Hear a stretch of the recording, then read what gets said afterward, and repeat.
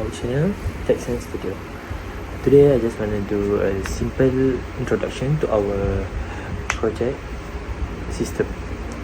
Okay, I want to show you guys our block diagram and our flow chart. Okay, now let's go to our block diagram.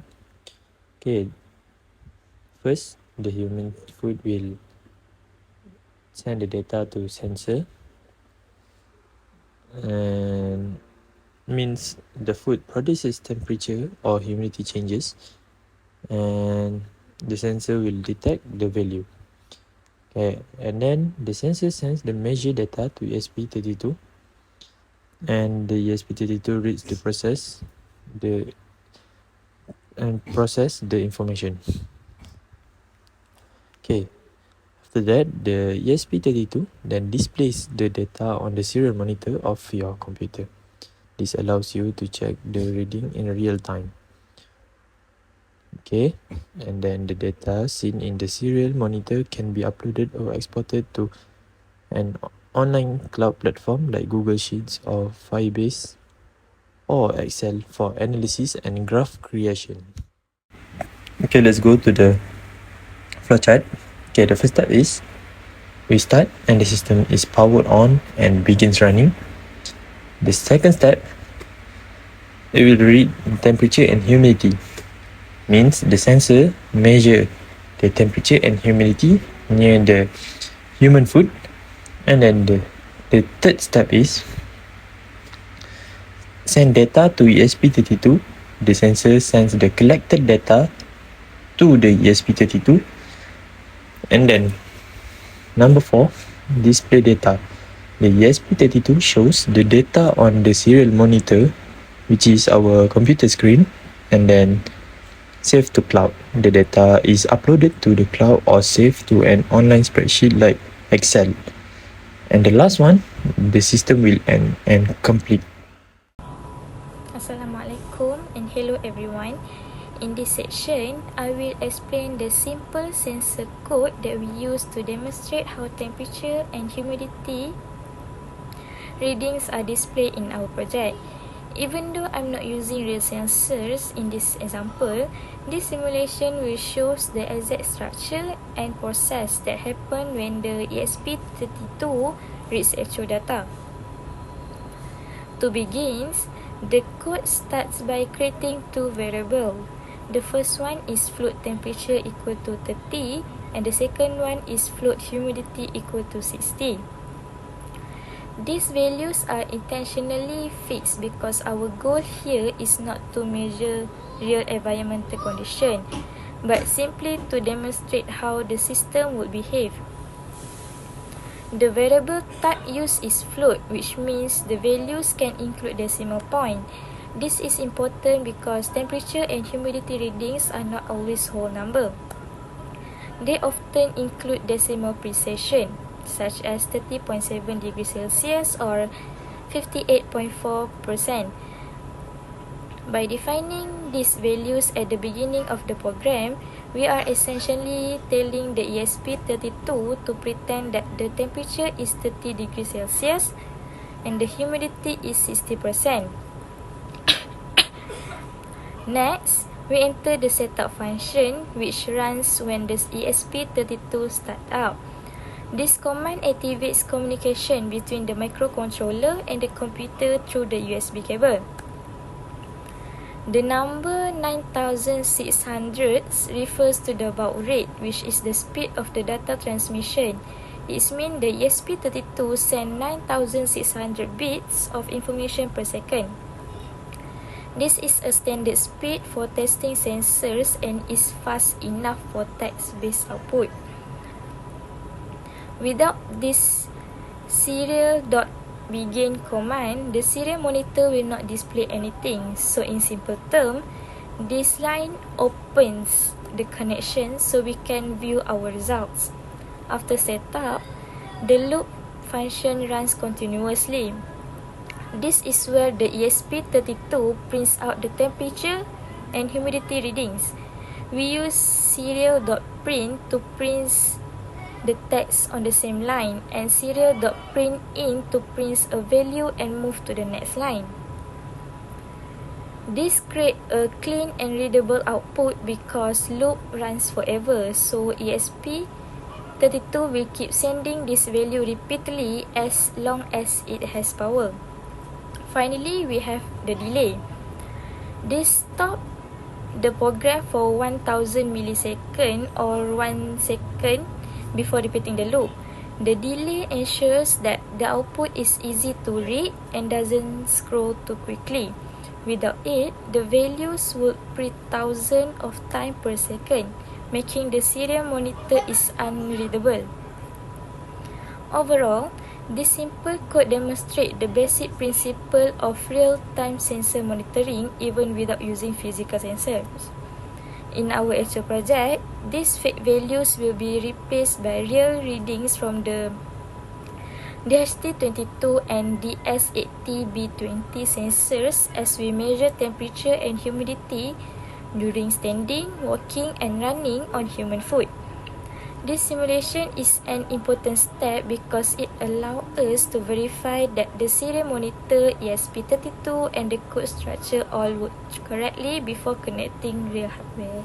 Thank you. Okay, good day everyone. My name is Muhammad Fahmi bin Zulkifli and my part of the project is to demonstrate how the ESP32 connect to Wi-Fi. For this video, we are only doing a simulation, not a real connection. But the goal is to show that the ESP32 is able to perform Wi-Fi setup in future stage of the project. In an actual system, Wi-Fi is very important because it allows sensor data such as temperature and humidity reading. It is to be sent to cloud storage or an online dashboard. This is useful for real-time monitoring, data logging or remote analysis.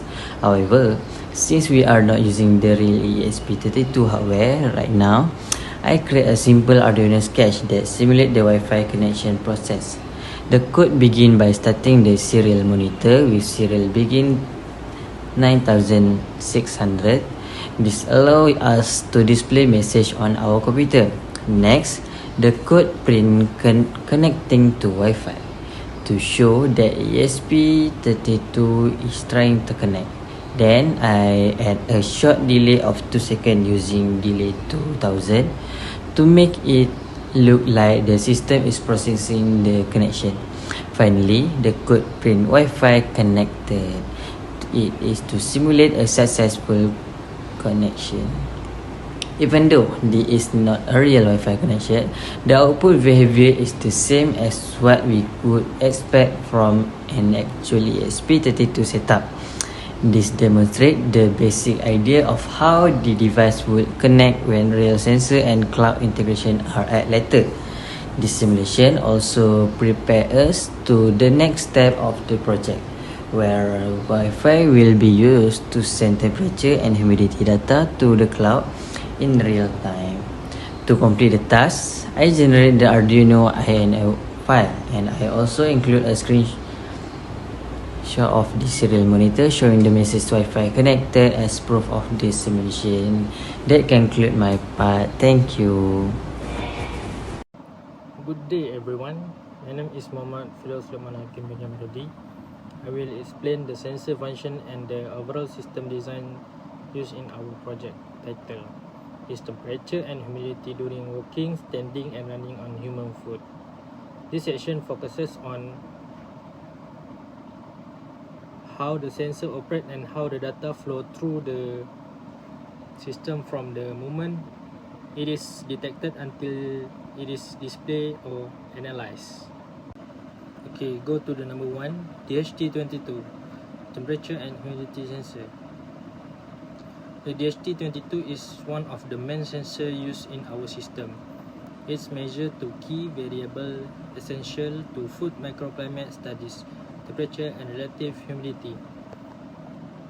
The sensor operates using a capacitive humidity element and a thermistor, allowing it to convert physical change in moisture and heat into a digital output signal. Because of its stable performance, and ease of integration with microcontroller. The DHT22 is widely used in environmental and biomedical monitoring. In the context of our project, the DHT22 helps us track how humidity level shift during different activities, standing, walking, and running. Waste, sweat production, and airflow inside the shoe vary significantly. Okay, go to number 2, DS18B20, high accuracy temperature sensor. The DS18B20 complement the DHT22 by providing highly accurate temperature measurement. Unlike analog sensor, the DS18B20 uses a one-wire communication protocol which allow multiple temperature sensor to operate efficiently using only a single data pin. This sensor is chosen due to its precision and stability, especially for application requiring detailed temperature profiling, such as in shoe sensing. Since foot temperature rises differently depending on activity intensity, the DS18B20 enable us to capture the subtle variation more accurately. When combined with DHT22, bulk sensor give us a complete picture of the internal food environment. Okay, go to the number 3, system data flow. To understand how the entire system operates, it is important to look at how data travel from the environment to the final output. This flow might mirror the methodology used in previous sensor-based studies, such as Rashid et al. 2022, where raw data is collected, processed, and transmitted for analysis. Step-by-step data flow description. Number 1, environment, temperature, and humidity. The food generate heat and moisture as the user perform activities such as walking, standing, or running. Number 2, sensor layer DHT22 DS18B20. The sensor detect real-time change in temperature and humidity. The value are converted into digital signal. Number 3, ESP32. Microcontroller acting as the brain of the system. The ESP32 read the incoming data. It processes the sensor signal, format them, and prepares them for display or transmission. Number 4, serial monitor. That is output. The processed data is displayed for immediate observation. This helps us evaluate trend during physical activity. Number 5, cloud or data analysis. This is optional. If needed, the ESP32 can send the data wirelessly to a cloud platform. This allows for advanced analysis including graphical visualization, long-term monitoring, and comparison between activity level. This data flow ensures the system capture temperature and humidity changes dynamically, enabling a realistic assessment of the food microclimate under the real condition. Hello everyone, my name is Fuad bin Norazalan. In this video, I will demonstrate my LabVIEW project based on the task make a LabVIEW VI that show feed temperature and humidity. My project title is Temperature and Humidity during walking, standing, and running on human food. So, I simulate how this reading change different activity levels. Now, I will tell you what component or indicator I'm used in LabVIEW software. First, I'm use a numeric control with a change name to temperature input. This also numeric control and I change name to humidity input. And this one, I'm use a numeric indicator with a change name to temperature output. And this one also numeric indicator and I change name to humidity input. A waveform chart is to show trend over time. The green line represent the temperature input and the red line is represent the humidity input. In the block diagram, each input is directly wired to corresponding indicator, and both signals are sent to waveform chart. When I change temperature or humidity input values, the output indicator update instantly. So the waveform chart plot this value continuously. So we can observe the change over time.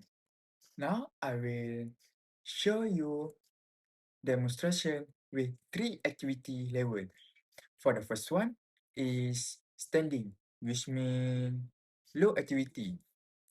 So I'm set the temperature input is 32 degrees Celsius and humidity input is 55%. On the graph, the green line stay around 32 and the red line stay around 55. So this represent normal resting condition. For the second one is walking, which means medium activity. So I change the value temperature inputs to 38 degrees Celsius and humidity inputs to 48%. So on the graph chart, the temperature rise and the humidity decrease. This simulate the foot warming up during walking. For the last one is running, which means high activity. So I'm set the temperature input value to 45 degrees Celsius and humidity input is 35%. So on the graph, green line rise sharply and the red line drop. So this represents the highest intensity condition. Why I'm use standing, walking, and running? I'm include the condition of standing, walking, and running because my project title focus on observe how temperature and humidity change on the human foot during different level of physical activity. This these 3 activity clearly represent low, medium, and high intensity, which make the simulation meaningful and aligned with the purpose of the project. For the conclusion, this VI successfully fulfilled the task of creating a lab view VI that show fake temperature and humidity. By simulating standing, walking, and running, the project aligned perfectly with the title and demonstrate how activity level affect temperature and humidity on human food. Next, I will show you our sensor placement design. So this diagram behind me show the planned sensor placement on the food for collecting the temperature and humidity data. Since different areas give us different condition, we decided to place the sensors at different areas on the food to help us get an accurate reading. So, the first area will be the 2 area. Okay, for the 2 area, we place the temperature sensor as the 2 area tends to get more exposed and the temperature here will get increased quickly. So is it good for detecting how the temperature changes during movement? When we do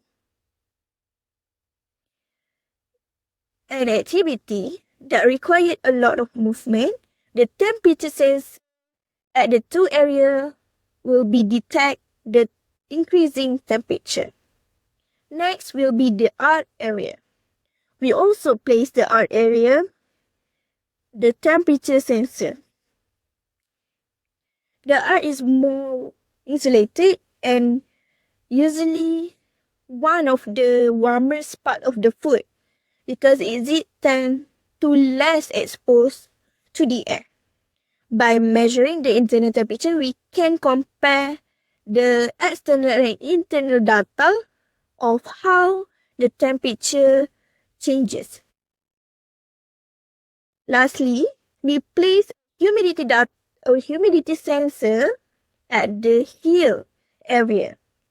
The heel tends to collect more moisture, especially inside the shoes, because the area carries most of the weight and pressure when a person walks. So this makes the best location to place to monitor humidity and the sweat levels. Overall, these 3 points, these 3 areas, the two that are under here, provide us with good combination of how the temperature and humidity changes at 3 different locations. This placement supports our system design and help us achieve our objective. So, with this placement, we can ensure that we get the accurate readings and good for our analysis later. That's all from me. Thank you.